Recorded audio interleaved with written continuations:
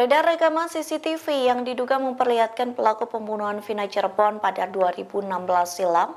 Pengacara keluarga Vina yakni Hotman Paris Hutapea memberikan respons terkait rekaman CCTV yang viral itu. Ia pun mempertanyakan kebenaran jumlah pelaku penganiayaan Vina. Hal itu disampaikan Hotman Paris melalui video yang diunggah di Instagram pribadinya pada Minggu 2 Juni 2024. Hotman menilai potongan gambar CCTV itu perlu diperiksa oleh digital forensik. Dengan begitu rekaman CCTV tersebut baru bisa dipastikan layak atau tidaknya menjadi bukti otentik. Dalam pernyataannya, Hotman juga mempertanyakan apakah benar jumlah pelaku penganiayaan Vina dan Eki berjumlah 11 orang.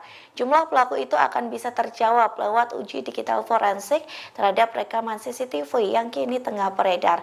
Diketahui rekaman CCTV yang viral di media sosial itu memperlihatkan sejumlah pengendara motor sedang berkonvoi. Gerombolan tersebut diduga pelaku pembunuhan Vina dan Eki yang ditemukan tewas pada 27 Agustus 2016 silam. Polda Jawa Barat pun belum buka suara terkait rekaman CCTV yang kini sudah beredar di media sosial.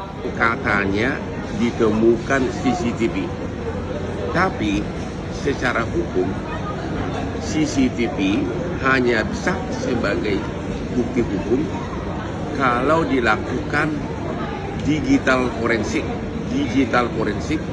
atas di atas hard disk dari DVR-nya, ya.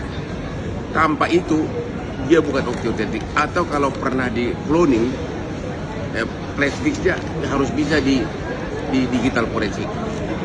Digital forensik ini akan membuktikan siapa yang ada dalam hard disk tersebut, siapa yang ada dalam CCTV tersebut, dan juga mengenai timingnya. Kalau sudah pernah di cloning, yang di cloning itu yang di digital forensik.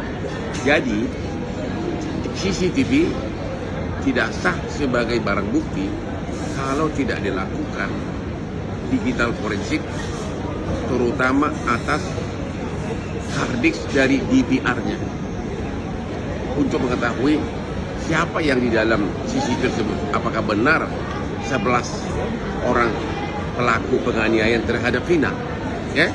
Jadi jangan asal ngomong, jangan asal comber, substansi hukumnya perlu. Hotman Paris. Download Tribun X sekarang, menghadirkan lokal menjadi Indonesia.